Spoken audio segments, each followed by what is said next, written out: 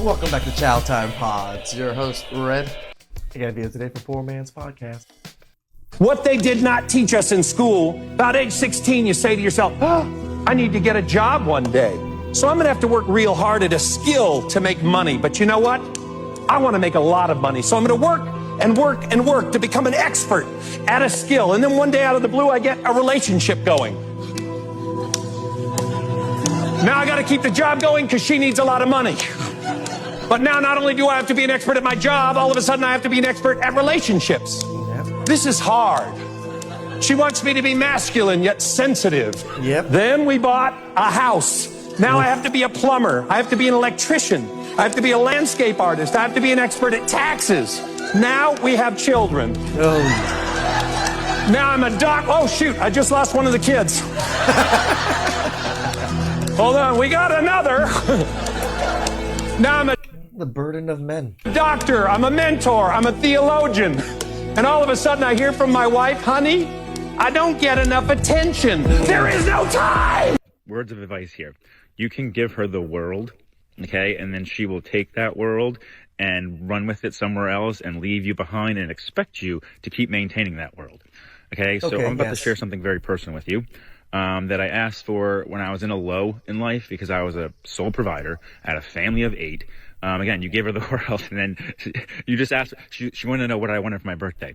And I said, I just want a video from you guys just saying why you love me. That's it. I don't like things. I don't like stuff. Stuff doesn't, I mean, sometimes it's nice to get tools and like that, but I just wanted love for a second. Okay. So then she made me these videos.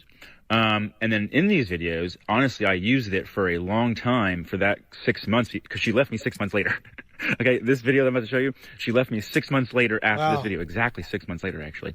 And I used that video to heal, and I was healing, okay? And then 6 months later, a week before that, before she left, okay, we went hiking with these missionaries. I had no idea if she thought of me as an abuser or anything at all, actually, at all. We were hiking with missionaries. He even said himself, he goes, she didn't say anything that week when we were together and she was alone. I know, and she was alone with your wife, so you'd think she would have brought it up then, like, help if something's really going on. No, it's all a lie in the end. Exactly, and the fact that you would even take into consideration a woman saying that she thinks that her husband is an abuser, either he's an abuser or he isn't. Correct. And if the guy is a sole provider for a family of 8, he ain't got no time to be dishing out knuckle sandwiches. The brother is either going to work or he's going to sleep. Trust me. And I interviewed a guy named Dr. Donald Dutton within my first year of doing YouTube, and he was an expert in domestic violence cases. And he said when you dig deeper into a lot of these domestic violence cases, you'll find that oftentimes it's the women that are initiating the domestic violence cases. But because when the police get called, they oftentimes take the woman's word as like the holy grail of evidence. The guy oftentimes gets arrested even if there isn't very much proof. It's just her word of mouth for it. That believe all women crap. Also, what he said, too, is when he goes into court, because he's a counsel for like these types of situations when people are getting divorces, he said that lawyers are incentivized to convince the woman to say that there's some level of abuse so that she can get more money and she could get custody of the children. And he says it happens all the time. He said when he's in court, you will be surprised of the lies that lawyers will tell these women to say that their husbands are committing, the atrocities that they say that their husbands are committing. And the women will get... I have friends that are going through I have 2 friends that are going through this ringer right now with the ex-baby mama or the ex-wife. In bed with it, number one, because they want more resources, they want custody of the children, but also it contributes to like a victim type of storyline for these women to be able to get some level of empathy from other people after the divorce, after they're done destroying their families. So it was a super insightful conversation that I had with this man. He was well articulate. He was well studied in his expertise. He had been doing it for decades and decades. So he was a really trustworthy source. But to hear how lawyers will convince the woman to turn on the man and say that he was committing some level of abuse just so that she can take more from him. Again, this is also why I don't like lawyers. I get it. I get that's what they're supposed to do to win. And their job is to win. But it's also your job to be moral. Well, I mean, as a person, at least. I don't know about as a lawyer. Thought that it was insane. And I think that this stuff has to be socially engineered, or you would never have a system that's this biased and this corrupt and this just skewed to one side. It doesn't make any sense unless your goal is to just destroy families. The fact that a woman can take 50% of everything that a man earned just because she could say that she's not happy and just say that she was abused without having to prove anything, and she'll get 50% or sometimes more out of a man, you're hell-bent on just destroying families. I think personally that if you can't prove with physical evidence, whether that be historical reports of domestic violence or physical proof of your body being injured, and you can't prove any level of infidelity, you shouldn't be able to leave anything out of from your marriage. If you want to make a lifelong commitment and then you want to leave that lifelong commitment because you're not happy, you should have to walk and leave by yourself, just like you came in by yourself. A man should not be obligated to uphold your life when you're the one that decided to leave the marriage. That would be the no fault, right? That's the reason why people are able to do that, is because of no fault. If you put back fault, you have to find a reason to leave your husband, which is abuse or a lot of other things, then yes. But if you're just leaving because you're unhappy, you don't get anything. Doesn't make any sense. I see women getting alimony. 92% of the alimony is paid from men to women, even though the reports say that 40% of American households are led by female breadwinners, which just doesn't add up to me. But I see a lot of women wanting to leave with the lifestyle that the man provided without the man, and the courts are used as the enforcement arm in order for the women to do so. Okay, so that we went hiking with missionaries. That same week, she left me a bottle of gin on my desk saying, I deserve this, and she's so proud of me because I'm working so hard for the family. We go to Disney World. We come home. I drive home 20 hours from Disney World. She leaves me that day we get home from Disney World because I didn't want to go to somebody's wedding because I don't trust the fucking person at all. Still will never trust the person. And that's why she left me, because I didn't want to go to a wedding. There really was no fight. The fight was the wedding. I went to the garage. She ended up taking the kids, going to her parents' house, and then never came back.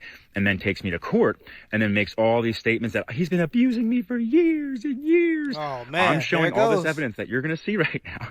Her own testimony. Okay. Judge wouldn't take it. Judge would not take it. He wouldn't take even the note she left me with the alcohol saying, you deserve this so much. He wouldn't see that either. It's all on record, though. It's all on public record, because I made sure it got put on public record, but he wouldn't take it as these freaking biased judges. Evidence. So the whole point was he didn't give a shit. I could be the perfect person. He didn't care, because he just wants this whole money situation to go on so he can get his paycheck. So the county can get paid from this marriage now. So doesn't matter how good you are. If she cries and says one thing, again, she didn't need testimonies. Not even one person testified saying I was an abuser. Okay? So she doesn't even need that. She just needs her own tears. He hurt me. He made my feelings hurt. And then they just run with it. And then that's it. And then you lose your whole fucking life. I had a very, very successful life. I'm living in a fucked up life now because all she wanted to do was run out and have her own fucking fun. And then believes that everything I provided, I should continue to provide because I was married to you at one point. So you need to keep doing this for me. Yeah, that's because absurd. You were an abuser. That's absurd. Show me where. Show me one piece of evidence to where I ever fucking abused you. You have nothing, because there never was fucking abuse. And this video, it just proves it even more. And now, 4 years later, this is 4 years later, June, it'll be 4 years. Okay. I am that same man. And I believe him because I can tell by how he's keeping himself composed. Yeah. Because I ain't gonna lie, if you taking half of everything I got and I ain't do nothing wrong, you might be all kinds of B words and H words and all kinds of. You might be getting called everything but a child of God in this instance. If I'm in this situation. So the way he's keeping himself composed tells me that he knows how to manage himself under anger. Even when there's nobody around but a cell phone and he's recording his story, he could be expressing more anger, but he's not. He's really just kind of saying that I'm disappointed because I worked hard and contributed and sacrificed for this marriage, something that I believe that was for my greater good and for my children. And this is a scary thought, guy. It's like it's even scary for me, even if I was to go get a woman from Cambodia or something like that. This still can happen. This is the crazy stuff about the laws in the United States. It's greater good. And this woman was able to just take everything away from me and continue to get things from me even when I didn't do anything. The state wants men to take on all the responsibility of the marriage without having any authority. And then you act surprised when fewer and fewer men want to get married. They're making it very hard for me to defend marriage. I think it's a beautiful thing for a stable household. They really do make it hard. I try my best to push people towards, not even marriage, but long-term relationships, like forever relationships, hopefully. Marriage would be great, but obviously these laws and how everything works, I can't genuinely tell people that. I can't. Children, I think is a beautiful commitment that two people can make together to fight the nuances of life together. But when you make it so that one person is incentivized to drop out of the contract, you can't be surprised when at an 80% rate they're choosing to drop out of the contract. This is who I am. I'm not perfect, though. I'm not perfect at all. I'm a fucked up man. And I wish you would have said some of my fucked up things in there because I don't care anymore. But no, I was never, ever the abuser. Ever. Okay? My heart loves, and she knows it. This is why it's been so long, because a lot of people don't understand. Why has it been so long, and why won't she let you see the kids? Because I have custody of my kids. Because she can't face the fact she's hurting. She hates what she did, and women will always keep it going. When have you ever saw a woman? They're never gonna ever admit to anything. They always just double, triple, quadruple, octuple. I don't know how many ever numbers need to be go up. And expose something. When they don't expose their shit, they don't ever say I was wrong here. They don't do it. Men do this. We do this all the time. It takes us a while to get there. We have a lot of pride, and then we do get there. They won't ever get there. They will ride it out and ride it out and ride it out. So the only way for me to fix this right now, I already know it, is for me to bow down and go, you're so right. I'll go to all these therapies. I'll take these drugs because I love you so much, because that's what you're supposed to do. Yep. No. Yep. They still wanted me to go to AA when I was 9 months sober. Exactly. They want you to be docile even in the place that you call your own house. The thing that you work for to provide for, they want you to be docile inside of that. They want you to have no control or authority outside of that, because then once you go into the world, you're used to having no control and no authority. And they don't want men that feel empowered, that have control and authority over anything in their lives, because once men start to feel that level of empowerment and a sense of level of responsibility also, those men are stronger. I actually 100% agree with Poor Man on that take. Once you have those things, you're actually a stronger person for it. Those men are willing to stand up for things, but they want you to be docile. They want the women to have complete control, and the complete control is because they can use the state at any moment as the enforcement arm to enact their will. I was 9 months sober and thriving, and they're drilling me to go to AA still because they want you to be this puppy. Yep. You're not a fucking puppy. That's why she left, because I stood up finally and said, no, I'm not your fucking puppy. I'm not going to that wedding. Fuck you, basically. So stand up for yourself and realize they're going to screw you one day, probably. So just prepare. So this is going to be a long video, but this is my story. And the last thing, this audio's on public record. Again, they wouldn't take it, but it's still on public record, so I can do whatever I want with it.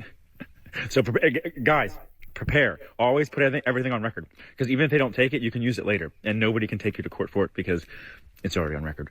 Just so you guys know, I listened to the audio. It was about 8 minutes long, and it was just her confessing her love for him, saying that he's a righteous man. She loves that he has a respect for God. She loves his work ethic. He deserves everything that he's worked hard for in life. She's going to be with him forever. All these different sweet nothings, because he said in 6 months she divorced him because he didn't want to go to a wedding.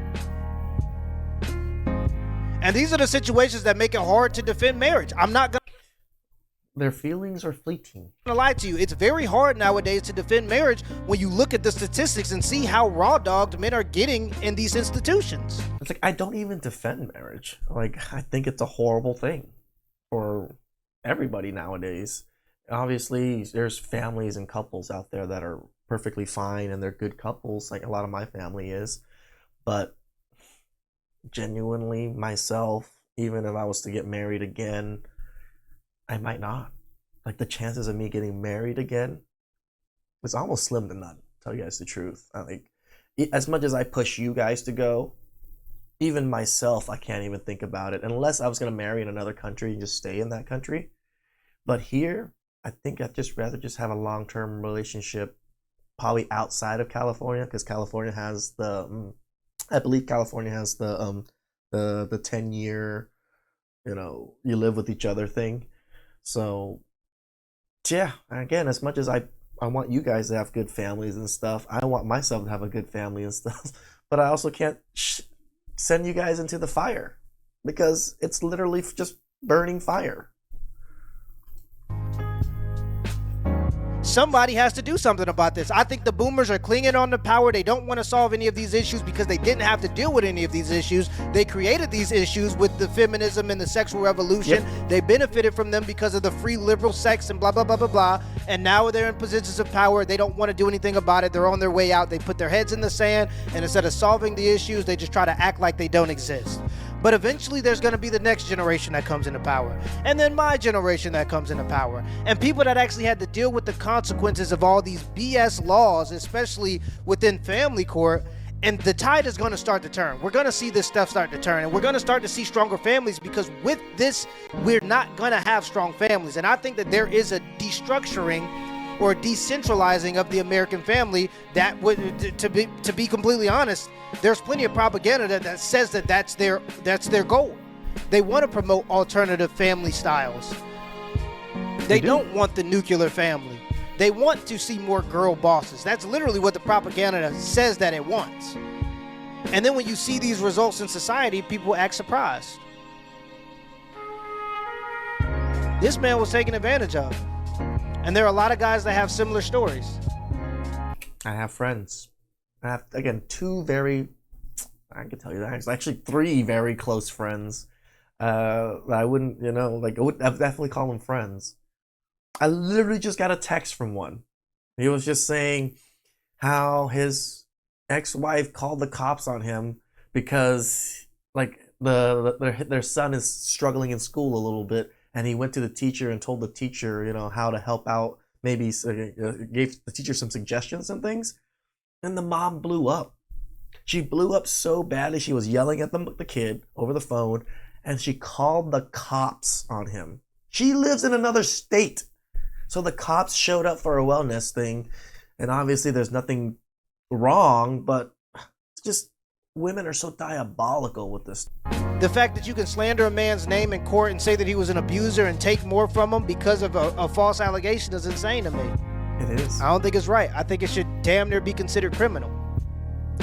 I think your best way to hedge your bets against situations like this is to have more things in your life that you care about outside of your marriage. And I know that sounds crazy, but if you have other things that fulfill you outside of your marriage, your relationship with your friends, football games on Sundays, don't just get so consumed with your relationship and your marriage that you lose yourself as a man and your own identity. Because if you place all of your happiness within your marriage, if this woman who's sporadic strips that marriage away from you, now you don't have a leg to stand on. True. All of your happiness goes with it.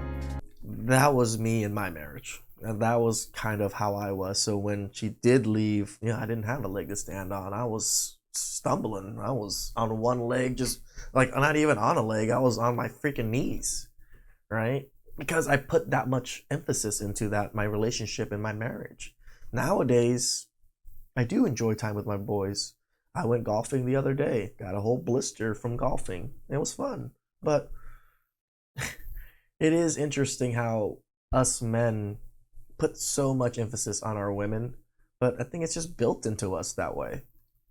And that's when you get the sense of dread and the sense of helplessness. Yep. So as long as you keep filling your life with other things that fulfill you outside of your marriage, and I'm not saying your marriage has to fall second to these things, I'm just saying you have to continue to involve yourself in stuff that makes you happy and fulfilled even outside of your marriage, whether it be hobbies, it could be your dedication to church, it could be you hanging out with your buddies every weekend, whatever it may be. You need something outside of this that also brings you a level of happiness and fulfillment. It seems like the guy got his kids. I think that's a good thing. Damn right. And I think that's a better situation than most guys end up in, if I'm just completely honest. But I think this is a weapon against the modern man to make us feel weak and helpless.